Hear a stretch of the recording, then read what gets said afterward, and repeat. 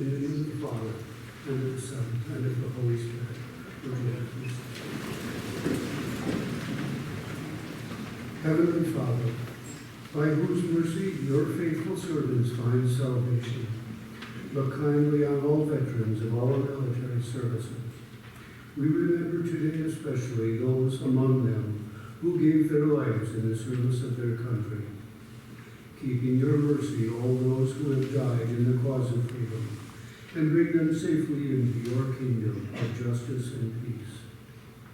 Grant that through the passion, death, and resurrection of your Son, they may share in the joy of your heavenly kingdom, and with all their beloved rejoice in you with your saints forever. We ask this through Christ our Lord. Amen. In the name of the Father, and of the Son, and of the Holy Spirit. Please remain standing for the national anthem. Also, please join us in singing.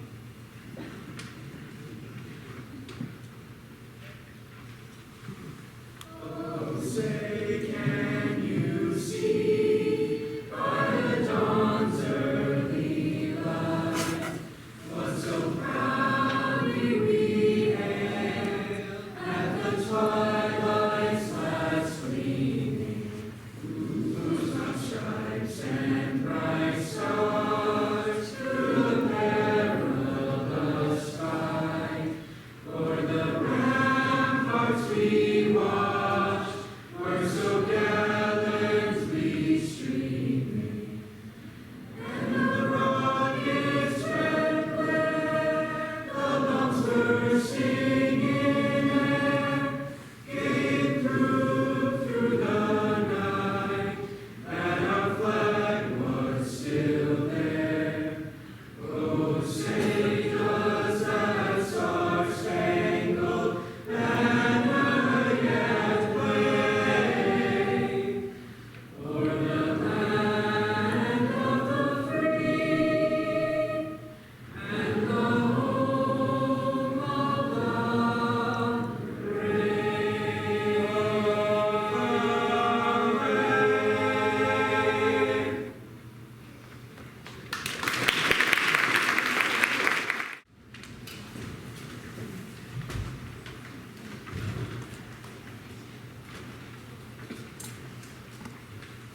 Good morning, Portsmouth Valley. My name is Colonel Brindle Sons, and I teach math here. It is a great honor to join you today to help celebrate veterans. Since its birth, our nation has always recognized our veterans, what they've done to provide peace, strengthen our country, make sacrifices for our way of life in our national interest. But it wasn't until after World War I that we formally recognized this day as a holiday for us as a nation to pause and honor veterans. November 11th, has some significance in the timing of the end of that war, and this date has remained important ever since it is Veterans Day. Not all schools will do something like what we're about to do. Our school's connection with service is easy to understand. After all, the three pillars of our mission are reverence, respect, and responsibility. The last of which might be phrased as, what can I do for you? What can I do for us? How can I serve? How can the strengths of many, or maybe rephrased a little bit, the many strengths of all, be turned into good or achievement? This is how we live. This is how you live here at the Abbey. And why you are so uniquely connected to service. Today we're going to do a couple things. We're going to have a question and answer period where you're going to learn a little bit more about veterans and their families. The other thing that we will do today is to recognize our fallen. 13 in number to World War II, 3 in number to the Korean War, and 1 to the Vietnam War. Their names are hard to miss. They're etched in stone at the back of our chapel. But veterans are sometimes hard to spot. That's because they don't wear their service on their sleeve. They don't boast about what they've done. They blend back into society when their military service is done. So if you want to know about a veteran, it might be best to ask the expert, the ones closest to them, their family members. So today's program is intended to educate, to inform, to help you understand who veterans are and what makes them different and very similar to the rest of us. Today's Q&A panel represents the veteran family. Each has a connection that they will be explaining in just a moment. I hope you will take the opportunity to ask questions, be attentive and considerate, and grateful for them volunteering to do what they're about to do this morning. From left to right, I think you know them, but I'll point them out. Left to right is Dan McKenna, Miss Benestat, Dr. Rudisil, Mrs. Abruzzi, and Vic Otero. I will start by asking the first question, and this will be addressed to all of the panel members, and then hopefully after that, you will have some opportunity to come to the front mics and ask questions of them. So I'll ask this question to each and every one, and I'll ask that Dan kick things off by explaining his connection to a veteran. Go ahead, Dan. Mike on. Regardless, both my parents are military veterans. They both were in the Navy for 20 years. They were officers prior enlisted. And although my brother is not a veteran, he's training to become a naval officer at Villanova through the NROC program. And I will also be participating in the same program.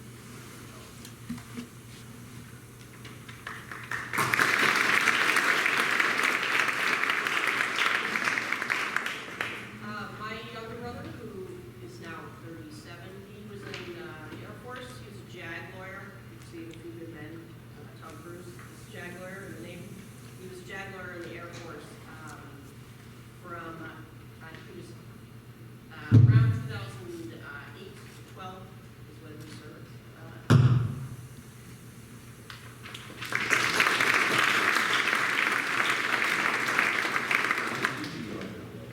Yes, I'm just going to quote a few of them. My dad was in the Air Force. He was a lifer. He was in for 20 years. And he got out when I was just about to go into kindergarten. So I didn't really do the whole military travel around thing like the rest of my family did. But I did spend a couple of years. I was in a couple of different places. I was up in Lexington at Hanscom Air Force Base up there before we moved to Rhode Island. Before that, I was actually born at Andrews Air Force Base down in just outside of DC. That's where the Air Force One is. They house that and stuff. And then after that, we lived for a couple of years in Wiesbaden, Germany. So I've been in a couple of different places, although it was pretty small. And then I do have one more connection to the military. My nephew, he's actually the president of the Veterans Association group now at the University of Pennsylvania.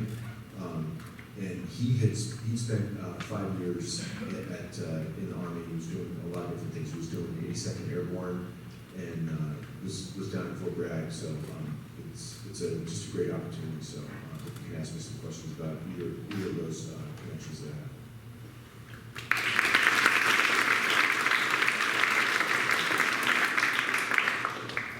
Hi, so my husband Kevin is currently in the Rhode Island Army National Guard.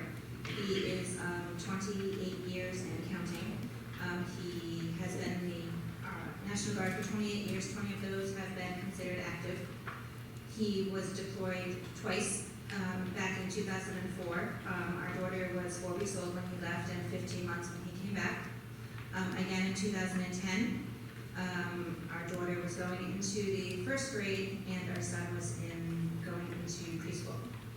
So he's had two tours overseas, and then he's still currently a member of the mission.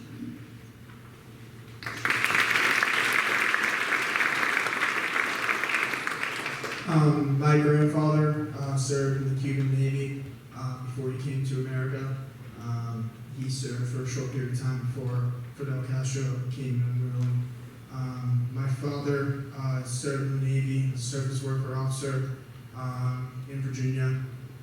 Currently, my brother is a surface worker officer in San Diego, California, and he did 2 deployments. One of the deployments, he was gone for 8 months. I wasn't able to see him for over a year, so hope you guys can ask some questions about that. So, yeah.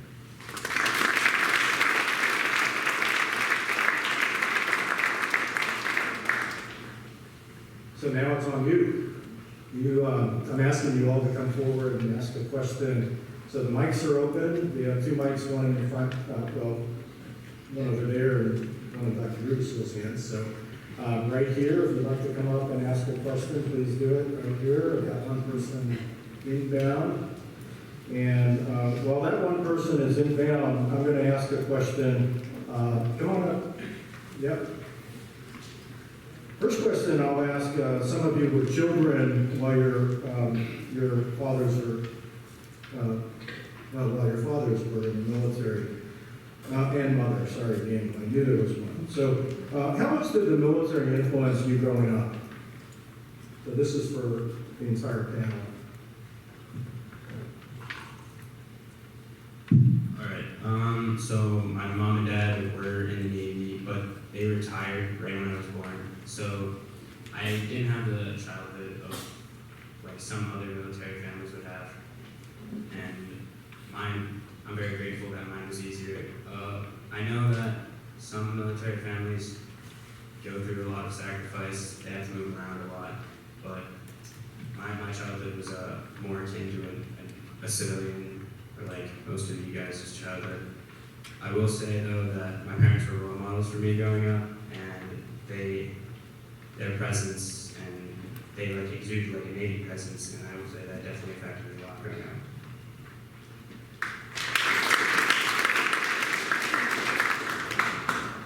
I'll echo that. Like I said, my father was out of the Air Force by the time I came here. He was like first grade, so I remember a little bit about being in Germany, and I don't remember DC, but I certainly remember Hanscom.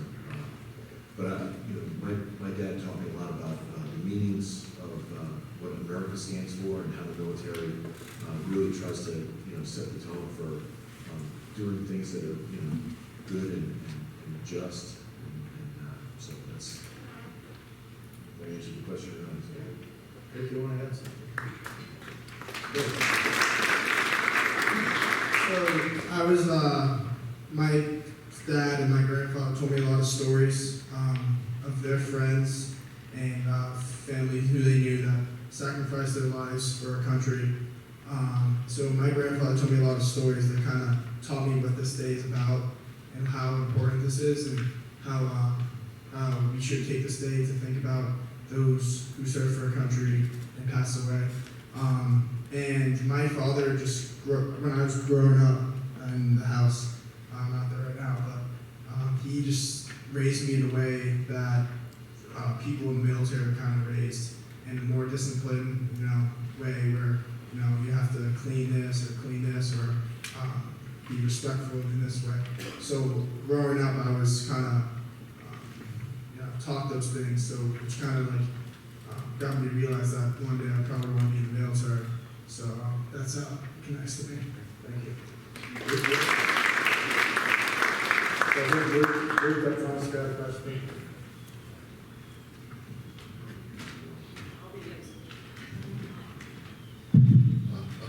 Yeah, this one's for Vic. I was wondering, what's it like having a brother in the military, when you're at home? Because I know, when I'm at home and, I have a brother that plays basketball, and he's, traveling all the time, and, I feel like it's kind of, I don't see him a lot, I miss him a lot. And it's, hard for me, but, I can't even imagine what it's like, for, a sibling being overseas and stuff. So I was just wondering, how you keep your head up and, keep positive attitude when your brother's gone for so long.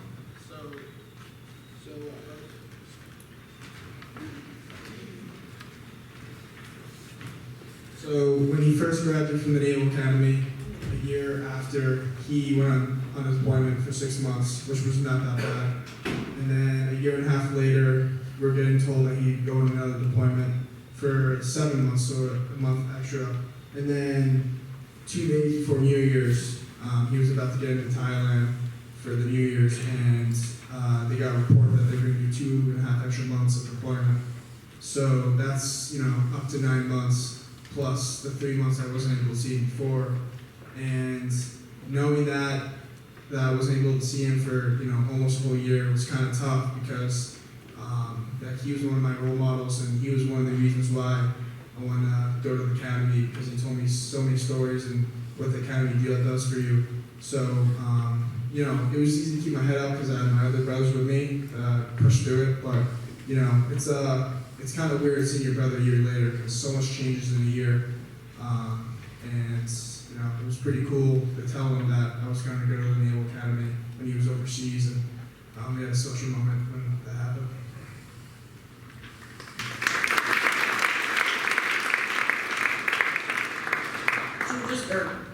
Drew, because I was thinking of it. To add on that, my brother was in Baghdad when, for I think 8, 9 months, so same thing, and he was gone for Thanksgiving and Christmas and New Year's, and for us as a family, we always spend the holidays together. Again, I'm only an hour from my family, where I am now, and sorry, I have a cold, it's unbearable. But so every day I always try to, we would talk on Skype. I talk to him more when he was in Baghdad than I do now when he's in Pittsburgh or when he lived in California. But almost every day we tried to talk to him. I tried to talk to him while I was here, and then over Christmas break we talked to him multiple times a day. But you just you always had it in the back of your mind, oh, okay, the time difference was huge, but all right, at this time he's usually on Skype, let's make sure I make time out of my day to talk to him, just because he was there all by himself, especially around the holidays. And so it was just a good reminder of, you get so wrapped up in everything that happens every day in your own life, and just remember, okay, he's over there by himself. Let's make sure we make time to chat with him. And it was hard not to have him at Christmas. And I know he missed me, obviously not. He missed being with everybody, because imagine spending Christmas away from your family and not with them. No, I could never do it. Ever. So before we move on to another question, I thought we might bridge this Luke's question, which was a great question, to a broader scope of separation from loved ones, having a spouse or a father or brother away at sea for 6 months at a time, or deployed to a combat zone for even longer. So I think maybe, Rochelle, you want to maybe add to the question about separation and how families cope with and make do with those types of separations? Sure. So, like I said, my husband was deployed back in 2004.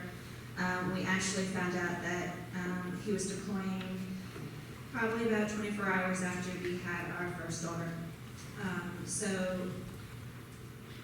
it's still a little emotional. You always think that you're not going to, he'll never get deployed. He's in the Rhode Island Army National Guard, but back then, everybody was getting deployed. She was 4 weeks old when he left, and 15 months when he came back. The separation was very hard.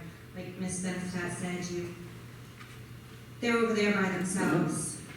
They're with soldiers and who have now become family, but they don't have the typical family, siblings, spouses, children. I often think that he missed Maggie's first 15 months. I would take videos and send him pictures, but I can't imagine how he felt being away from home. We would send him care packages, and he'd often ask for, pasta and some sauce. For Thanksgiving and the holidays, that was probably the hardest. He comes from a big family. There's 7 siblings. So to not have him there was, just emotional. For Thanksgiving, I actually found a place that would send him a salt-cured ham. And so we would send him canned vegetables, and he had the ham there, and so he was able to have his own Thanksgiving with his military family. And that's what I felt was the least I could do, seeing that he was so far away from all of us. But you often find yourself trying to keep busy. Obviously with a 4-week-old baby, you're busy. But even now, when he's away, like he'll be away this weekend, I always like, oh, well, why don't we do something with it, with the kids? He misses out on a lot. I'm always taking pictures and video and probably annoying my children to death. But he misses out on so much that I feel that that's the only way that I can compensate him for doing what he does. But it's hard, especially during the holidays, to be away from someone you love, especially when they're in a combat situation. We didn't know his mission at the time. Back in 2004, he was pulled off his mission to work with the Navy SEALs, and he was doing security for the interim Prime Minister Alawi. So he was doing a pretty risky mission, and you always have that in the back of your head. Is this going to be the last time we talk? Is it, what's going to happen? So you always find yourself waiting around and, waiting for that piece of mail, waiting for the phone to ring, just to get the chance to talk to him.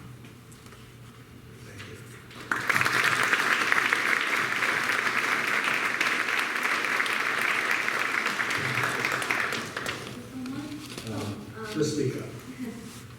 This one's for Dan, actually. I have a lot of veterans in my family, but I wasn't alive for when any of them were serving. But right now, my sister's in the AFROTC at college right now, a lot like your brother. And I was just wondering, kind of like, what's that like? Like, I don't know, it's worrying, and I know you're joining it too, so it's a bit of a different situation. But I was just wondering, like, what is it like to be in that and to know that you're going to go straight in as an officer, if there's anything like that? Thank you. Okay. So my brother's at Villanova in the NROTC program, and as of right now, it's not that different from any of you at St. Louis who went to college. He just trains during the school year and takes extra classes so that when he graduates, he will become a naval officer in the fleet. What's that's like for me is, I guess, I've talked to my brother, we're really close, but he knows what he's committing to, and I do too. And we've talked about that, and I've prepared myself, and I guess that's all I can really say about that.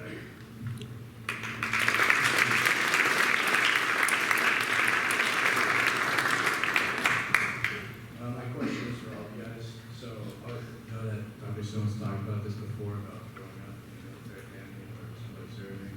I was wondering, what is, be specific with the defining characteristics of the character you carry with that, every day, and how that's set, how you depth your character, and how maybe maybe have such a person,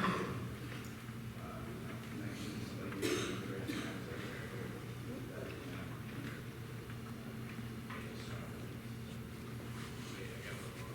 So, I know that you guys grew up, or some of you, or all of you guys have grown up in military families, so I'm just wondering what specific characteristics have been maybe different from a non-military family that you guys have been exposed to, that you guys now have in your character that you do every day. So maybe speak specific. Okay, I'd say like the biggest thing, I don't really know because I don't have like excluding parents, but I think the biggest difference for me was like the trait that my parents most pounded into me was like discipline. Like I always had to make my bed when I grew up, and like just minor things like that you think wouldn't like make a difference, but if you do them every day, and eventually it becomes a habit, and especially when like working on things. My process, my way of thinking, I'd say has been changed by my parents. Like I feel like I'm more methodical now that I'm growing up and going to school, and I think about more things, and I try and take in the whole picture and do my best.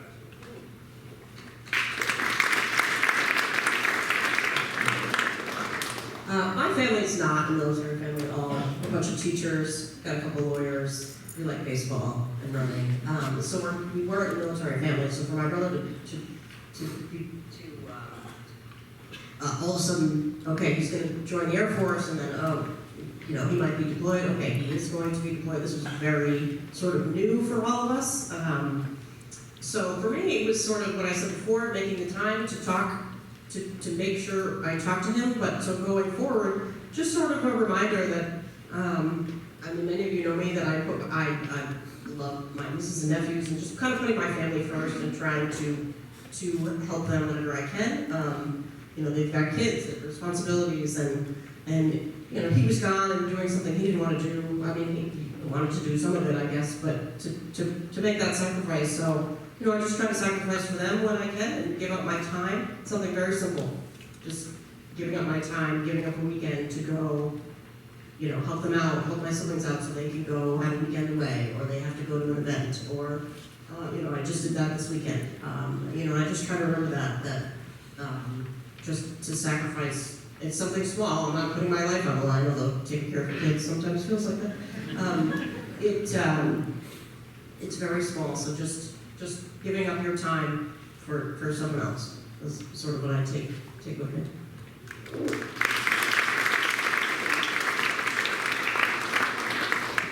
My dad taught me a lot about, well, he loved America so much, and he died a couple of years ago, and he's in Arlington now, and so every time I go back to DC, I go and see him.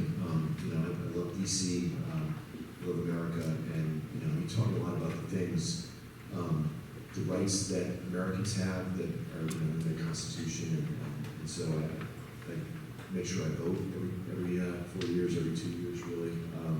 Just things like that. I'm not sure if that was a good answer or not.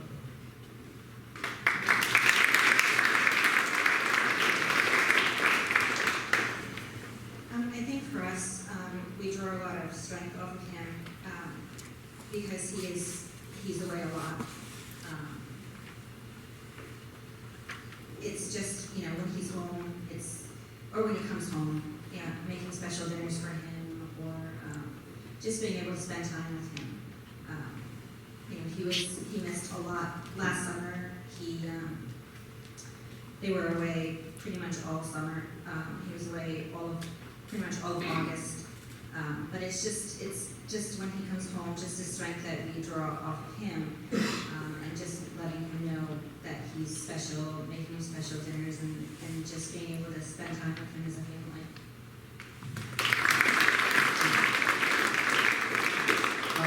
Growing up in a house with Go Navy, Go Navy, Go Navy, I've learned that, I've learned that, you know, it's team first, and being a leader is very important, because if you go to boot camp or you go, you know, to your training, the first thing you realize is whatever's passed at home, you know, you're the smartest in your class, or you're the strongest, or you're the best athlete in Massachusetts, whatever it is, all that doesn't matter. Because the only thing that matters is the person next to you. And if you go in not realizing that, you are gonna fail. So that's what I realized growing up is the person to my left and the person to my right is far more important than I am. And that kind of like shows you that's basically the characteristics of being a leader, is taking care of those who, you know, might be not as strong as you, or, you know, not as smart. And I think that's like the biggest thing I've learned in my life, growing up with my dad and, you know, those people who are serving right now. I've got one quick response to that as well. And my dad retired when I was pretty young, so I didn't really see him in uniform too often. But he was an infantryman and also an intelligence officer the latter part of his career. And in Vietnam, he was basically a counterintelligence officer. And you just couldn't lie to him. You couldn't stretch the truth. I never got away with it because he would just see right through it. In my family, no lies. Nothing, can't go there. Okay, next question.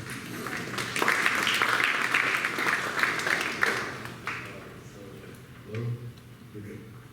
So this is for Nick and Dad. What made you guys decide to join military?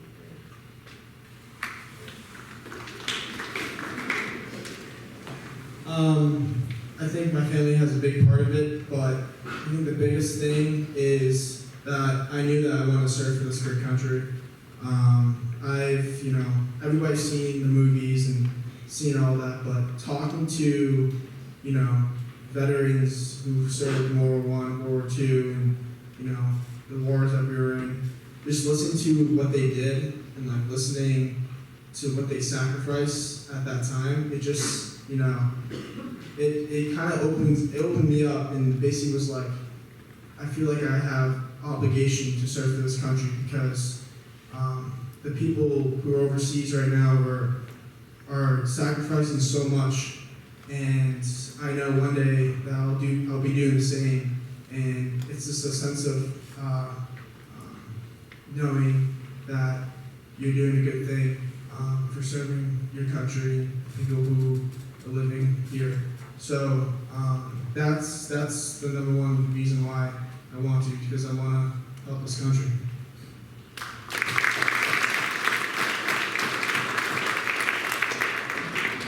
Yeah, I'll kind of second what Victor said. I do definitely feel my family definitely influenced my decision. There is a certain pride that I have because my family has all gone Navy, and I have too. But on top of that, I'd say there's a lot of things that I love here in America. I love my mom, I love my dad, I love my family, I love the Abbey, and it was natural for me to just want to protect those things.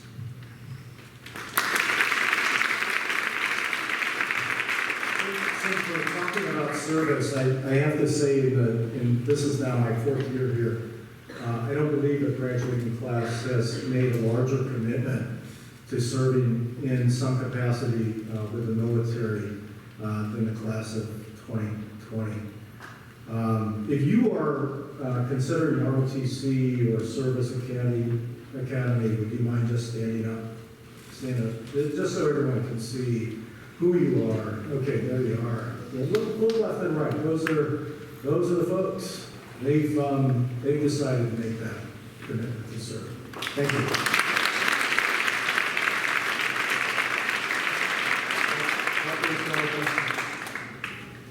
So Vic said he became more disciplined, and Dr. Stone said he never lied. For the rest of you, how were you positively affected or became a better person from living this time?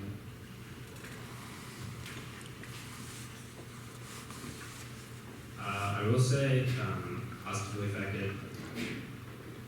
My mom and dad, as I said earlier, were role models for me, and the Navy molded them into good people through the training and all the stuff they had to go through. And I'd say that they're role model for me, helped me a lot in just becoming who I am today, and who I want to be in the future.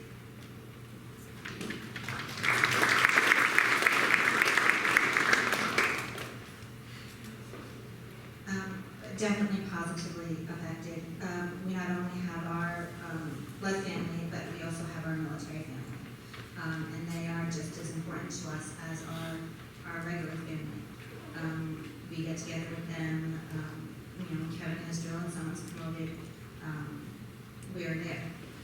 So they are definitely a part of who we are. Like I said, he's been in the Army National Guard for 28 and counting. 20 of those are active.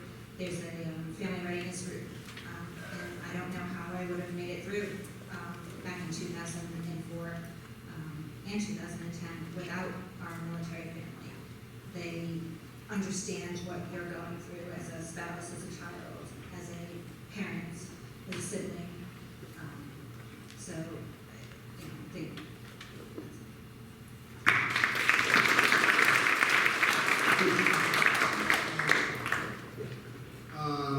So just like what you said, I definitely became more disciplined throughout the years, and that's just has helped me in tough times when I've had to make certain choices. Make a good choice, make a bad choice, and kind of leads you to the good choice. And I think that's so important because that one bad choice could ruin your life, or not ruin your life, but could put you in the wrong direction to set you up for bad things. And I'm just glad that the way I was taught certain things got me in a good direction.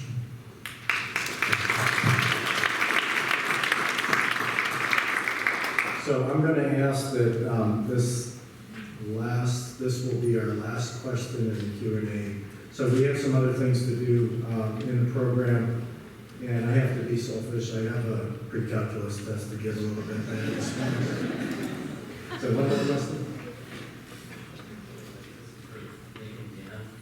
How do you guys like prep yourselves for serving? Because I know that must have some anxiety or something like that. So how do you get yourself? I think, so there's physically and mentally. Physically, you have to be able to, run, push-ups, sit-ups, pull-ups, all those certain things. So by the time I get there by June, I have to be physically fit. And then mentally, it's, there's not a lot of training for mental. You either have it or you don't. So when you get there, they're mentally challenge you right from the start, from getting right off that bus. So it's definitely, I'm definitely nervous, but also you have a sense of joy of doing it too, because you're learning so much in a short period of time. So preparing wise is just gotta, do my homework, pass my tests, and try to stay fit. That's it.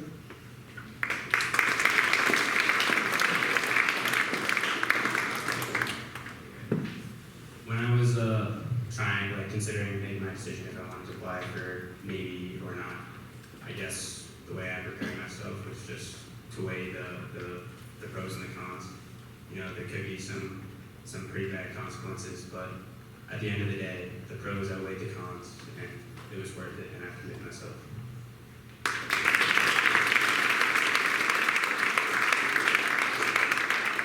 So I have one more question for the panel as a whole. So we've really gotten some great discussion today. I really appreciate all the things that you've helped to illustrate to our community here. Are there any last comments, any last ideas that you'd like to share with our community before we stop? Maybe we'll start with Dr. Russo and we'll work our way out from there. I think about my nephew and my father and about all the people who served that I know, like you, like Mr. Hobbins. There's so many others. I'm just so grateful for all of the things that you guys have done to help serve the country and the world, really. So I can't express my gratitude and it's.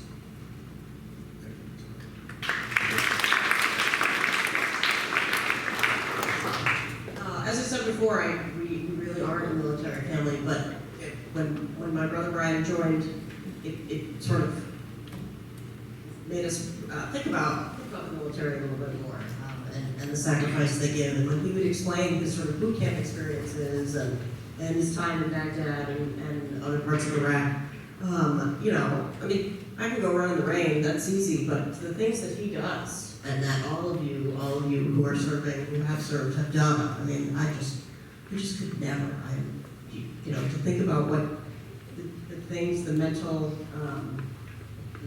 toughness it takes, the physical toughness it takes. I was talking to Mrs. Stowe in the infirmary, and she was telling stories about her flight, being in flight school, and she's gonna kill me, but wrapping her ankle in duct tape so she could finish the program. And so if you get hurt, I want you to just wrap your ankles in duct tape and keep going. It'll be fine. Just that sort of the toughness that that he exuded, that my brother would exude, doing these programs that he had to do. Of course, he had great stories of hitting golf balls off of Saddam Hussein's palaces, and my brother-in-law had sent golf clubs over to help with diplomacy, and unbelievably it worked. He also ran a marathon when he was over there as part of the Walt Disney World Marathon, and they broadcast it to Florida. They would have these marathons in the U.S., and then they would run it over in Iraq. You may have heard of these. And he actually won, and he was sort of going back and forth with this guy from Uganda. And then at the end, this is just a funny story, they asked him, who's your, they're asking him about his service and everything, and who's your favorite Disney character? And when you finish a marathon, especially if you've kicked it in, not that I would know this, he's faster, he's a lot faster than I. They said, who's your favorite Disney character? And he said, Snoopy. And they kind of looked at him, he said, I'm just kidding, it's Mickey Mouse. So that was his call sign for the rest of his time there, was Snoopy. But just sort of that, what I was saying before, giving up your time, and we were never, Brian and I like to go back and forth a lot, but he's like me, only 20 times worse in terms of his, back and forth and joking around. And so, I just appreciated him a little bit more when he was gone. We're probably back to where we were before. No, just sort of appreciating him a little bit more.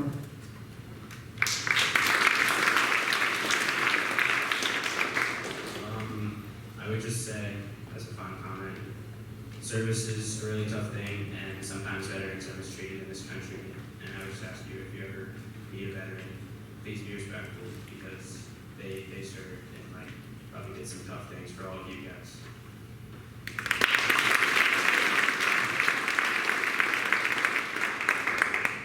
I would definitely second that. A lot of people don't, realize sometimes the sacrifices that they've made, or what they're thinking. There are sometimes when we're driving and he's still afraid to drive between two tractor-trailer trucks. But not only to that, we wouldn't be able to do what we do without your help. And people supporting us. We've had to rely on a lot of people, change schedules around so that, we can be at a baseball game in Beverly, Mass. During the summer. And so that if we didn't have such great employers to work for, nobody would be there, to watch that or, so it's just that the strength that we draw from everybody else helps us as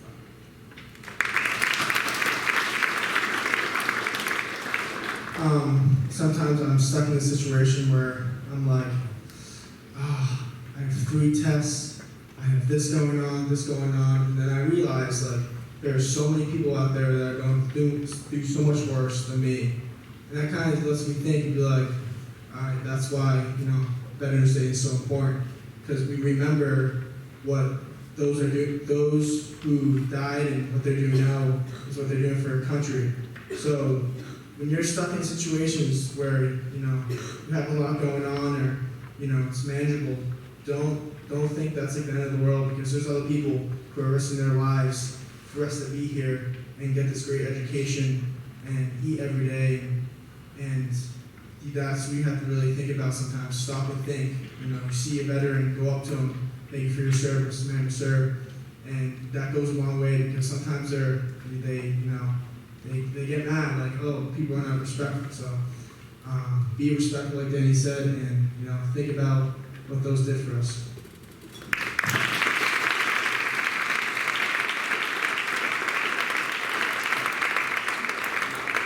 Well, that was, this little session was just spectacular. I give the panel members more for coming forward, volunteering forward to do this. By the way, when I asked for volunteers, I had to turn probably maybe 4 times, 5 times as many people as you see in front of you away. Kind of tells you the character about this population that we have at this school. There's a lot of connection with military family members who've served, those sorts of connections, and students who are going to serve. So let's give the panel members a round of applause.